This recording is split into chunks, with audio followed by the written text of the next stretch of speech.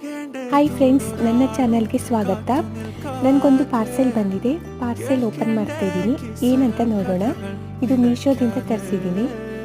ನಾನು ಮೀಶೋಯಿಂದ ಪಿಂಗಾಣಿ ಜಾರ್ನ ಆರ್ಡ್ರ್ ಮಾಡಿದ್ದೆ. ಅದೀಗ ಬಂದಿದೆ ನೋಡಿ. ಎಲ್ಲ ಕರೆಕ್ಟಾಗಿದೆ ಅಂತ ಚೆಕ್ ಮಾಡೋಣ. ಇಲ್ಲಂತೂ ಚೆನ್ನಾಗಿ ಕಾಣ್ತಾ ಇದೆ. ಫುಲ್ ಓಪನ್ ಮಾಡಿ ನೋಡೋಣ. ಈಗ ಪ್ಯಾಕೇಜಿಂಗ್ ನೋಡಿ ಎಷ್ಟು ಚೆನ್ನಾಗಿ ಮಾಡಿದ್ದಾರೆ